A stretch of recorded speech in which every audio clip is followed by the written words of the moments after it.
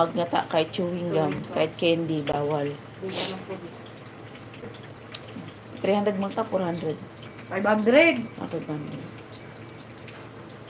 Yan, sa Ramadan, Ramadan na po dito, nag-umpisa na po sila. Kailangan po, bawal kumain, bawal uminom ng tubig sa labas. Pero sa mall, Sa mall, pwede ka, pero magtatago doon ka sa CR. Hindi, doon sa second floor sa Pero sa mall dito, hindi katulad dati. Pero sa mga ganyan sawak sa paligid, may sarado. Sa mall meron, pwede palang kumain sa taas. Pwede kang kumain doon. Pero Pero doon ka lang sa food kapali- court, hindi ka pwede maglakaw-lakaw doon na. Pero dyan sa paligid Iinom ng ng tubig. restaurant, bawal kailangan nakasarado. Oo. Parang hindi naman yata sa hindi na katulad dati. Mayroon, nagsasarado sila. Yes, first day of Ramadan today. Sa mga fasting po dyan, huwag muna po kayo manood ng mga pagkain. Ay, hindi naman sila mawak ng hindi, mawak pa rin naman sila ng telepono.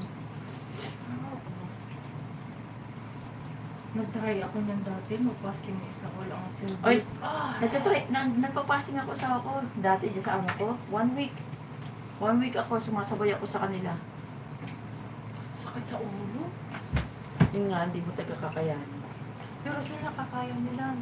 Natutulog man sila. O maghapon sila. Maghapon silang tulog. Gigising sila. Pagigising na, Adan na. kakain na Ang sila. adan ngayon alas 7 na. Oo, matagal. Matagal. Si amo, mamaya pa yung nagigising. Pero pag nagising si Salama, yun ang problema. Yun ang adjustment nila. Oo, mga baby sila. Eh di ba nainom ng gamot ako? Parang di yata fasting si amo. Kasi pag nainom ng gamot.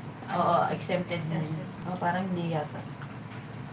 Kasi bawal. Bawal mag-ayun.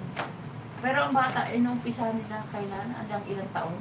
Ano, inumpisa nila ng 7. Mga 4 hours silang di kakain muna. Oo, 4 Ganyan. hours. Tapos half day. Half day, oo. 7 or 8. Ganyan. Meron kasi Parang iba. alam ko half day eh. Half day, half nga lang. Half day, oo. Alas 12, pwede Oo, na pwede kumain. na kumain sila. Pag mga bata pa. Yung mga tinuturuan na. Sabi ko kay amo, madam, kailan mo ano si Salama? Kasi di ba, ini-enroll nila yan sa Quran. Ay, naroon na. Ewan ko. Nakaawayin lang yung nagtuturo doon. No. Not No. like this. No. Ang dapat dyan, kasabay ang lola. Di ba, okay po. Nagkukulat sila pareha. Kahapon, nag-aayos si amo. Punta dito, sunod. Nag-decorate ka kaya? Kahapon, send ako ng, di ba, nilang yung susi sa loob. Kaibisi si amo pala. Nag-uumpisa nung Decorate. nagbago na ng Sila ni decoration, Kuya. ganyan. Nagbilin siya ng mga bagong pang-decorate. Kaya binigay sa akin ng mga... Guys, manood kayo. Ang daming mga tinapon ng kanyang amo. Mamaya, panoorin nyo.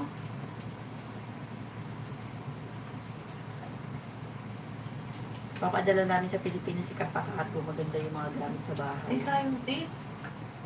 Oo nga, bibili nga tayo tape. Kasi buuin ko na yung box. Kahit yung ilalim, pero buuin ko na siya. Buuin mo na ilalim asawa ko kasi mahirap. Saka Kailangan... ilalagay ko na yung sako. Oo. Alangan. Lagay mo na naman sa loob yung sako mo, ha? Baka nga, nasa labas na. Katulad dati sabi ni Kuya, sa sako mo. Sabi ko sa loob. Hindi tinanong sa akin na sa labas yung sako. Ako na nakakaiba eh. At least okay, sabi ni Kuya, tawa ng tawa. Sabi, okay lang yan, at least may sako sa loob. Hindi mo na protektahan yung box.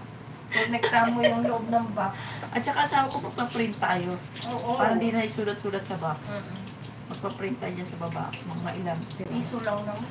Ayun nga, ipa-print ko na. Mahal na ang print ngayon. Piso lang dyan sa baba. Piso isa? Mahal naman. Magkano ba ang paprint sa inyo? Piso ba yun? Mahal nga sa inyo eh.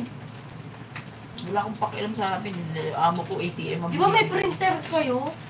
Sabi ko nga sa'yo, pinamigay nga yun, tinapon nga. 2 printer yun. Kasi nabubisit sila maghanap lagi ng ink. Pang nga yung mga yan. Tapos pwede pa, ang ganda ka mo ng printer nila kasi pwede Xerox, asawa ko. Sa tinapon. Sabi sa akin ni Patong, we have 2 printer if you want, take it. If you don't like, we will throw it. Mamalay ko ba noon? Ay, no, admin J-Sking. Ramadan po, Ramadan Karim. So,